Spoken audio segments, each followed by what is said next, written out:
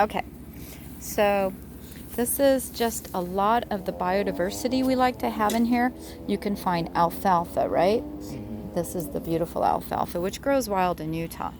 You have... I didn't know alfalfa had purple flowers. I've only Yeah. ever seen it cut down as hay, so. Oh, isn't it beautiful though to see it just grow like this? Mm-hmm. And this will all be seeds that we can collect as well. So we collect lots of alfalfa seeds every year. This is our mineral accumulator, one of two. Mm-hmm. We have comfrey and we have what's called the curly or yellow dock. And the roots are medicinal, and we chop and drop it 2 or 3 times in the summertime to feed minerals to all the trees. We want them to grow well, so that gives them minerals, okay? And then we throw in so much biodiversity, everything. I've got some barley got put in there. We have echinacea, we have clover, we have lemon balm, we have bee balm down there, and that feeds wonderful things to all the plants. They're all taking care of each other. It attracts beneficial bugs. It takes care of everybody. Here is our little fig tree. He's starting to grow some little figs there. It's so Neat. fun. Yeah, it's really fun. He's doing really beautiful. He's very hardy now. This is his 3rd year, I think, that we've had him here. It's really beautiful to see a fig tree. And of course, every year we cut back to 4 nodes in March and do cuttings. We do a workshop, how to propagate your grapes and your berry bushes and stuff.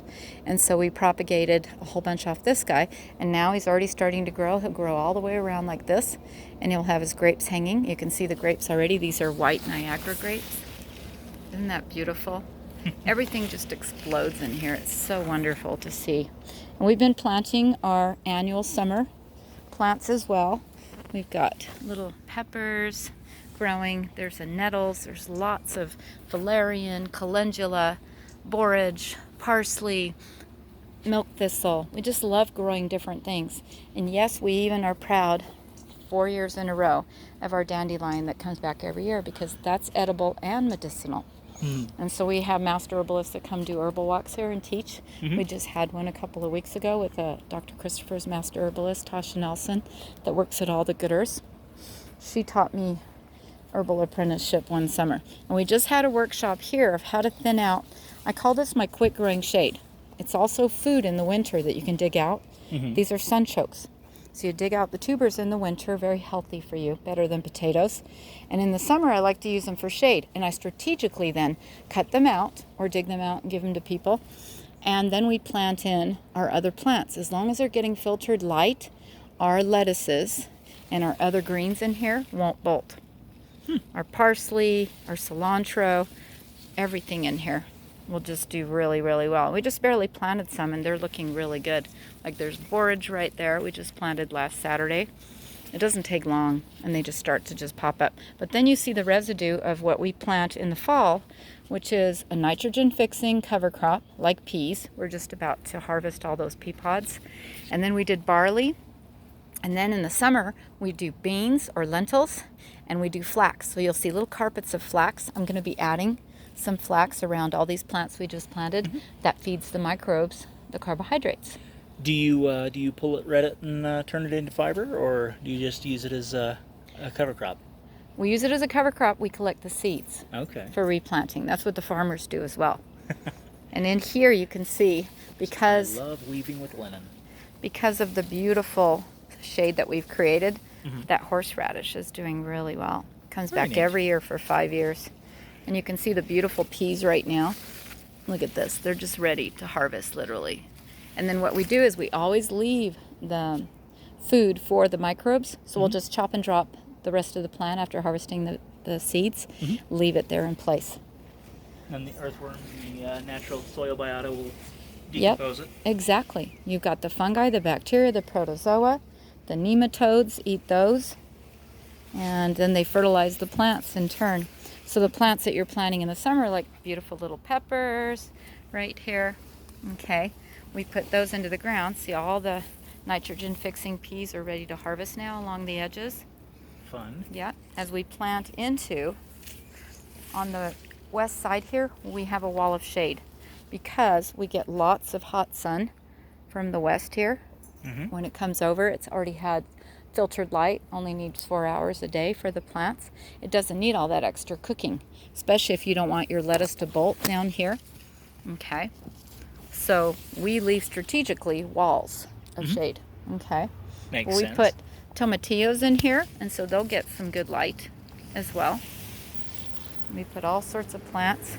In here you can see chard and cauliflower along with the lettuce, but they haven't bolted. Had they been in the hot sun, they would have bolted to flowers already a long time ago. And you wouldn't be able to continue to have lettuce like this, you see. This is what's beautiful, is you can literally grow beautiful lettuce in here. And I've got sorrel, I've got kale, and we're constantly putting in new wonderful greens. We've got mustard greens, we've got beets that are great for greens as well. And we love to grow things all the way to seed, so we can have lots of seed. Where I opened up a lot more into the sun on that side, you see tomatoes and peppers on that side. And then this is one of our 35 kinds of berries. These little red berries there are Nanking cherries that are delicious. Do you see them in this bush right here? I see. Aren't they gorgeous? And they're very delicious. They really are. I love the Nanking cherries. They're one of our first berries we get to eat in the forest, because everything is producing at different times throughout the year. But having this effect of this beautiful 20 degrees cooler on a hot day, it's so wonderful. Under this beautiful shade. Little tree here. This is a black mulberry. Right here, there's an older one over there that's loaded with mulberries. And I'll show you a white mulberry one. That is pretty. But it's just so much fun to see all the things you can grow together, the effects that you can design in of the different plants that help each other this way. It's really white wonderful. mulberry is used in sericulture. Yeah. And then here we have a lot of different herbs that are growing, like lavender here. And then this is our Anise Hyssop that grows in Utah wild. We got that from the Reclamation Nursery. It's really amazing. Over here we have 3 kinds of almond trees here. This is a dwarf Russian almond, and it has those little tiny baby almonds on it that you can see right there. Isn't that beautiful? Because that way you don't have to get up way high in the tree. You can just be able to pick it a lot easier. We've got voluntary little wonderful wild plants like that mullein right there. That's medicinal. Along with sumacs that are edible, berry. Oh, sumacs all over my property. Yeah? Oh, well, that's good, because you have a lot of good quick shade right now as you design in. Don't cut anything out. Just wait till you get your whole design in, and you'll be able to use these beautiful sumacs. And then over here, you've got all over the forest, we love to plant chives and onions of different kinds. So these are Egyptian walking onions that are so beautiful in the midst of all these other plants around the pond. They're just really wonderful to have all this, as all these lilies are about to bloom around the pond and stuff. And we do have fish, so they'll eat mosquitoes. And we do have all kinds of water plants. Water hyacinth, water irises, the lily pads, water hawthorn. I forget what this one is right here. It'll have a pretty little flower as well. And then we've got horsetail and others that grow up the canyon that are medicinal, but love to be around water. So we've got lots of different plants. The hosta's really happy in there. And then our beautiful raspberries that bear twice a year. They'll literally be hanging with their little raspberries here, right over the fence with these big, beautiful raspberries. So you'll see raspberries hanging down here. You'll see grapes here. This year's, everything's coming on early. Everything's ripening really early. Uh-oh, pretty. Who broke those little sun chokes, sweetie? Uh-oh. Somebody did. But it's so much fun. And this is one of our wild mints here. I call it a perennial basil because it reminds us very much of basil. Isn't that amazing? It's beautiful how it just loves to grow everywhere and fill in, because you don't want any open dirt. You want it to cover like a carpet like this, just like a forest. And so there's different ground covers in here. There's creeping jenny that you see flowering yellow right there. There's creeping jenny, but I love this one. I think this is a great ground cover.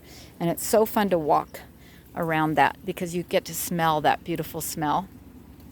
So we'll go into the food forest here, past the little sumac flowers. Don't worry about the little bees. They love the flowers.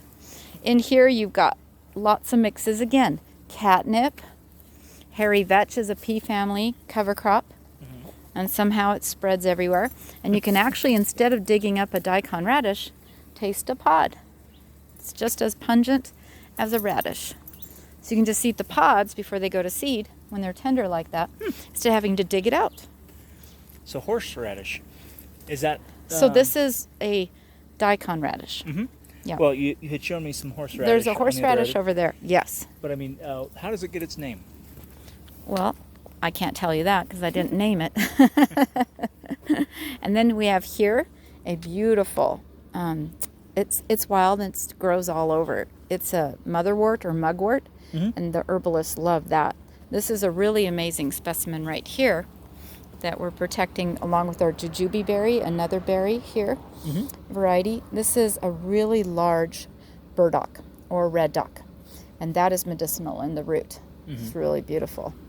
And for the bees, we put in water, but I think our fountain is leaking, and so they're not keeping enough water, but it keeps moisture enough that the bees can come and drink there.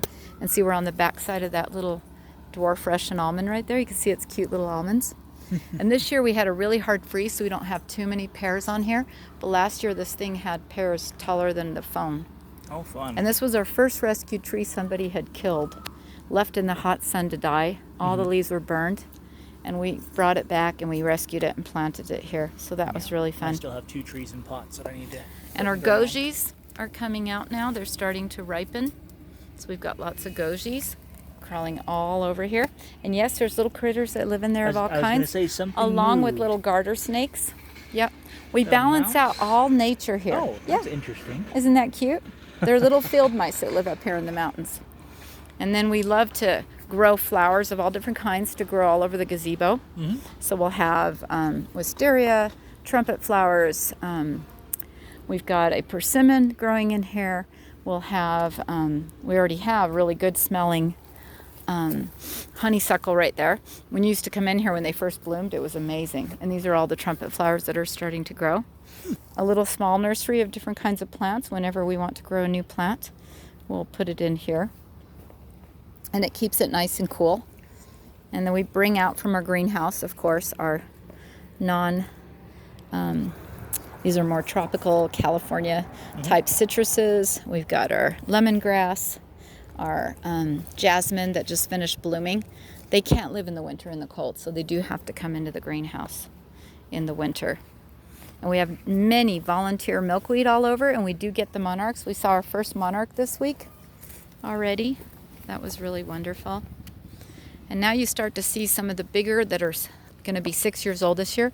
That's a jostaberry, which is a cross between a blackcurrant. That's one bush right there. Isn't that gorgeous? It loves to be more on the cooler side, so it faces on the north side. And they'll have giant gooseberry blackcurrant mix. Beautiful berries on that. It's starting to turn purple. Interesting. Here's another pear tree, a Bartlett. And he's got a Siberian Pea shrub to fix nitrogen. And we just chopped and dropped some comfrey. And so we're giving him minerals as well. And we're feeding the tree as he's growing. We're trying to keep him from growing tall. So he's been trimmed out of the middle so he can grow scaffolding limbs to the sides. Everything grows so huge in here, all the herbalists tell us. So you've got a lovage right here that's so huge. Everybody keeps remarking.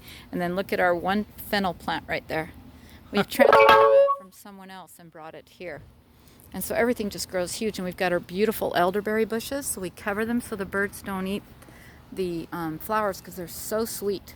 They can't resist and they want to eat those flowers. And so we protect them with the mosquito netting there and stuff. And then these are going to be 6 years old. These are Huggle Beds, okay? Buried logs in the ground to replicate the forest, speed it up. They're also sponges of moisture. And here, this one's going to be 2 years old this year. This is a baby Huggle Bed. We designed in some fruit trees. There's a native heirloom American plum right there. We also have buffalo berry. We have some cranberry. We have golden currants. A peach in the middle here. And we just planted because the big black locust up there sent out a runner. So we just transplanted in the middle of all these beans that are going to feed it a little baby locust in there. But you see, these are all cover crops. So you got your whole grain for the microbes. That's your buckwheat. And then you've got your beans because the peas are going to be harvested soon. So we've got beans that are going to grow up. And everything just does this beautiful carpet like this. The potatoes are really happy in here. Everybody just grows beautifully. That's another a nut tree. That's our English walnut. This is a Hall's Hardy almond up here. They're really getting tall. We get almonds every year since we bought that one as a baby. It'll be 6th year this year. And here's when you want to taste that we've been eating with all our neighbors lately. Everybody's coming and tasting this, and our students last Saturday tasted. You have to be careful when we go under it so we don't break it, but that's a white mulberry. Isn't that delicious? People have just been loving this because it's so loaded. Isn't it sweet? It's not bad, Definitely. huh? It's a different. It kind of tastes like watermelon to a certain degree. It does, doesn't it? I know. It's got a really interesting. What's Look at the this. remains of your sign there? So this is to keep the kids from going back here because we have bees. Ah. So we have our little hive back here. You can come and visit. Just duck under the mulberry bush. Hello, baby. Watch out. Watch out. Look, isn't that cute? They're just so cute. Can't you get out? Oh, you're just a little baby. You're just a cute little baby. It's okay. Isn't that adorable? And we just grow everything. One of my neighbors thought that they had, this is called Oregon Grape. This came from the reclamation nursery, like it grows up the canyon. Mm-hmm. This is the western version of golden seal, so the herbalists love. But this is what people think. I have an entire huge patch of Oregon Well, grape. see, everybody thinks this is Oregon Grape. It has the yellow flowers, it has the blue, it looks like the holly like this, but you see, it really isn't. It's not the same. This Oregon Grape that grows in the mountains is not the landscaping type that everybody thinks they have. Nope, get down. Come here, pretty. So we tried to transplant one of our neighbors, but it didn't take very well. But this is easy to plant from the mountains. They're really beautiful. They grow them from seed at the reclamation nursery. We buy them from them. We don't recommend go dig up the mountains. Reclamation nursery? Uh-huh. Yep. That's for the native plants of Utah. These are little blueberries that we've got on here. Nope. Quiet. Don't upset poor guy. And then this is our little nursery. We have a compost pile there. Uh-huh. Our hive is in there. And these are all, we're selling lots of different ones. The peaches are all sold. The hardy apricot, come here, pretty. And we've got a few left. A lot of the choke cherries we still have left. The Russian dwarf almond are sold. But we do have a couple of sea buckthorn berry there and a couple of Nanking cherry there. Yep. But we've sold out of everything else this year. All our tree sale and everything we do every year.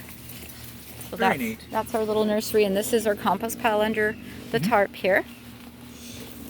I don't really use that much compost. We have such healthy soil in here. When you dig down underneath and you look at our soil, okay, this used to be sandy soil. Up on this hill, everything's sand. But you just literally dig down inside here. Every time I plant, I'm like, whoa. I love seeing all the worms and all the life that's in this soil. You see the worms? Beautiful red wigglers. That's what I love to see. Are those natural, or did you bring them in? I didn't bring anything in. How neat. When you design like we're doing, you're going to get the same results. So we'll teach you all this, okay? How you grow healthy soil like this. It's all about studying how nature works, you know, and putting all the right elements together. That's why the cover crops are so key. Huggle Beds are amazing. We love Huggle Beds, and I love this carpet of living mulch is what we call it, of these cover crops. It's just beautiful. There's a little bit of hairy vetch in here, along with what's left. Nope, pretty, get out. Along with a few of the peas, but we've been harvesting all the peas now. So now we'll have the beans and that. We might, after the ride, do actually a crop of flax. Flax is a beautiful low cover crop as well. But you can see everything just grows beautiful. We have a little fever view that we just added here. We love to add herbs on this side, so you can come out of your front door and come out and pick up your herbs, you know, close by. While the rest of the food forest out there, you might go out maybe once or twice a week. And so we'll go through.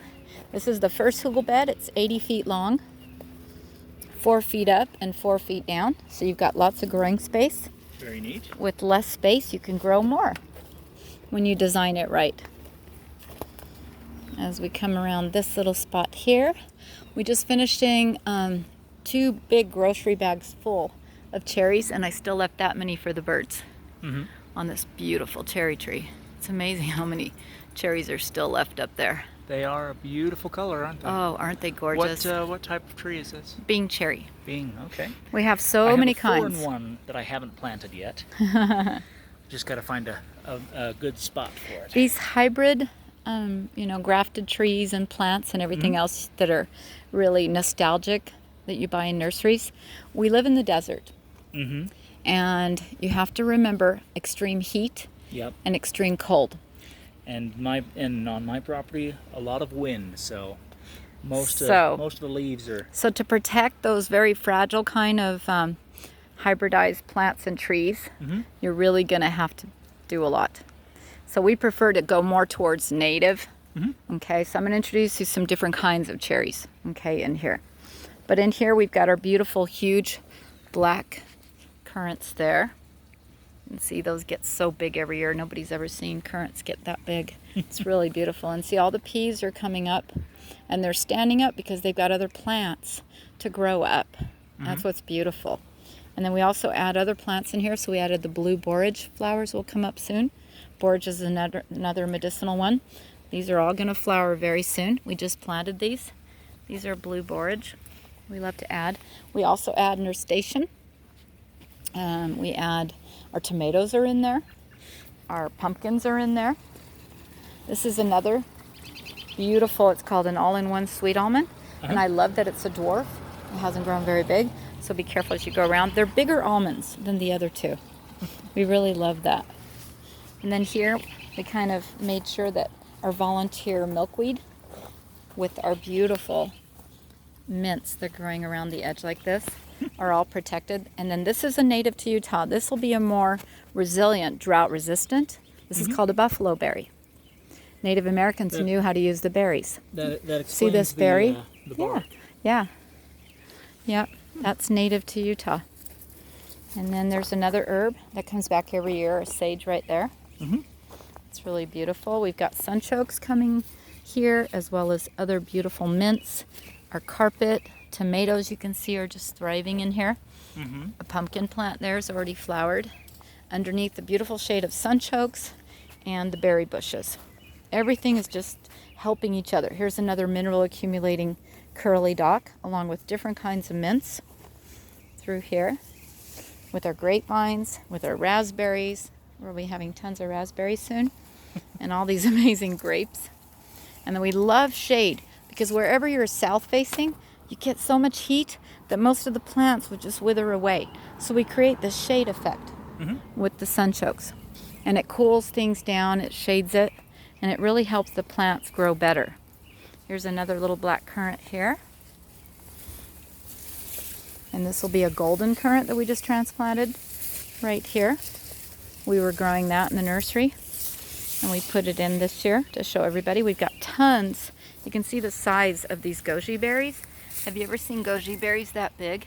I don't even know what goji berries are. Oh, well, you're going to get accustomed. They're another very nutrient dense. They even have protein in them. They're wonderful to make syrup. Really good immune booster. So we've got lots of goji berries. The flowers are popping up, and those were our first goji berries of the year, which is very early this year. Very neat. They're as big at the top of my finger. It's amazing. And we're right behind the josta berry, so you can see goji berries going inside of the josta berry right there. And all these little, they look like gooseberries, will turn dark purple and very large. And then we're going to go under very carefully. There's another Nanking cherry like you saw in the kitchen garden. Aren't they just beautiful? So is the Nanking cherry a bush or a tree? It's a bush. There are many cherries that are bushes, and we like that instead of having to climb trees. And you're standing under a hazelnut. They're very fragile, so you have to just walk under them. But we had our first hazelnut last year on these beautiful, tall, filbert purple hazelnut bushes. They're supposed to be bushes, but we're growing them into trees. And then you've got patches and patches. They're just starting to ripen. Their first crop will get a second crop. Golden raspberries there. how neat. Yeah, with evening primrose growing through here. And this is what's neat. Your nitrogen-fixing Siberian pea shrubs that are in the nitrogen-fixing legume family, the pea family, helped that chestnut tree right there grow twice, if not 3 times as big as it's supposed to. Now, it's supposed to grow 12 inches a year, and this guy is about 3 years old, and look at how big it's grown. It's amazing. It's grown way, way big up there because it's sitting inside the nitrogen fixer. Mm-hmm. And then we've planted all sorts of plants all through here on each side. This is another cherry bush. It's called a bush cherry. This came from the reclamation nursery as well. Bush cherries are wonderful. They're just nice little red little berries, and all of them are starting to ripen right there. And on this side, they get brighter red as they ripen? they'll get really bright red like that. And Wow. they're gorgeous, and they're very delicious too. And this one bush that we bought as a little tiny plant has sent out runners, and now we're getting more little babies. And it sits behind another pair there. Yep, that one's got quite a bit of fruit on it. Yeah, it's growing, but it's growing too tall, so we're going to trim it back in March. And Yeah. you see these right here, those little berries that are green hanging on that? Yes. That's a red Cornelian cherry. They'll turn bright red drops. They're Huh. really gorgeous. Oh, they're so beautiful. So What we is this have with a red. the purple flowers? So that's another a mineral accumulator like the curly dock. That's our comfrey. Ah. And the bumblebees love those purple flowers. And so Do we're they always using. hang like that, or do they They stand do up? hang. Okay. They hang just like that. All the comfreys do that. So we've got a bush cherry there. You can see little cherries. That's a native drought resistant of Utah. They're delicious dark purple little cherries. And then, So where is this reclamation nursery? well, it's not for the public, unfortunately. The school has access to all the That's native interesting. plant things. Yep. And see this one? This is the yellow Cornelian cherry right here. Uh-huh. It's loaded with little yellow cornelian. You'll see these bright, gorgeous yellow berries soon. But out of these 3, this is the one that'll survive, the sand cherry, because that's more native to Utah. But so far, this has done very well. We added another little Nanking cherry. It has its first little cherry right in here. This one's only 2 years old. Oh, look at that. It's got a few little cherries. That's so beautiful. Little cluster. Yeah. This is an infiltration basin that we taught at a workshop a couple weeks ago. These basins, we dig a trench around it and build it up towards the trunk of the tree. This is a beautiful red chokecherry. Okay, it's a Canadian one. We have another one up above. That's to hold water. Okay, so we mulch it deeply with straw or leaves or anything that you have for mulch, and that way it holds moisture in, and you can see all these little plants are doing well. And it needs no irrigation. It's just whenever we give it a little bit of water, it holds the moisture in. And we're behind the beautiful elderberry here.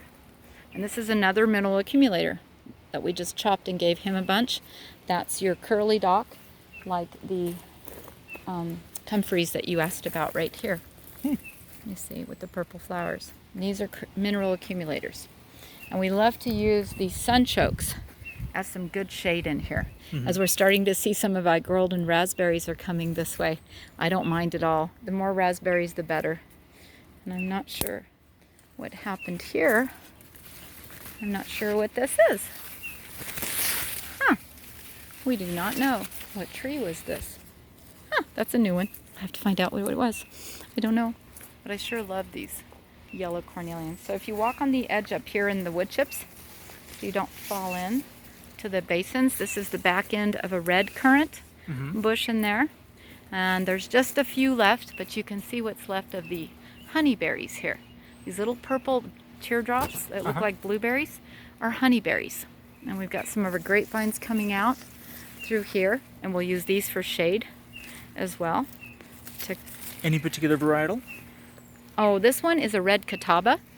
I just put different ones throughout the forest and stuff. And now we're behind the wonderful black mulberries. So you can taste a little black mulberry there. Thank you.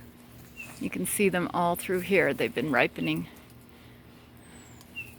It's really fun to taste little mulberries. Isn't that delicious? And watch out. Going in my garden. Yeah, you want to, but I'm going to trim it back because it got too tall this year to get all the berries up top.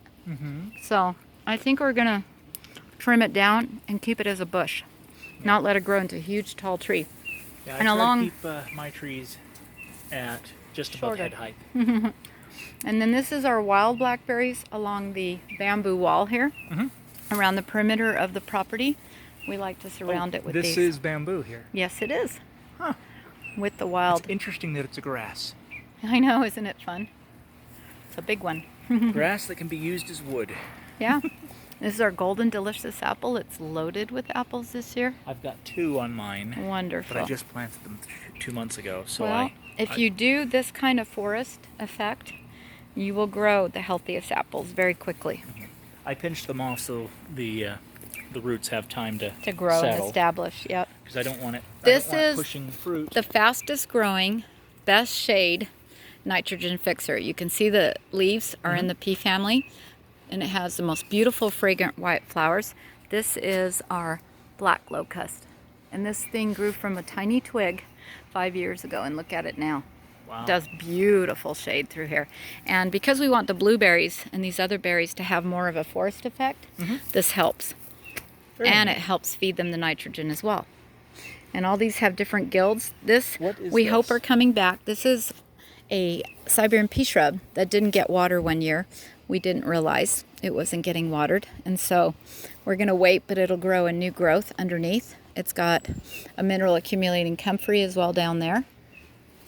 So given the slope, you must get a lot of runoff from your neighbor's property. No, because the neighbors years ago, before these people bought it, built a cement wall underneath the fence really deep. Because Okay. otherwise they would flood our property. They did it a couple times and flooded our basement, so we ended up having them do that. Goodness. And that protects. But the bamboo is really wonderful for a wind-breaking wall. It started with 4 bamboo, and now look at it. It's really beautiful. I didn't even realize bamboo could grow here outside of a I pot. know. Isn't that amazing? And it does very well. But just seeing how well this is doing, and it's only mid-June, is pretty amazing. Everything's ripening very quickly this year. Bye-bye. Come back, little doves. We love the birds that come. So many different kinds come in here, and they love it. There's just so much for There's them. so much shelter in here. There is. It's wonderful. You can feel the coolness and the moisture because of the biodiversity of all the vegetation. When you design in a forest system, you're creating that atmosphere. You're creating a microclimate that even tomatoes get enough sunlight. Potatoes, you can see, are doing great. Now, the tomatoes you have here, do you put in supports at some point, or? Nope, that's what the sunchokes are for. Ah. You see? You don't have to use anything artificial in nature. Just use plants. It's much more beautiful. It's all natural. And see in here, we got carrots and tomatoes. We've got our cover crops. We've got some hairy vetch there. We've got beautiful carpet of buckwheat that's starting to flower right there. It's so pretty. Everything grows beautifully together here.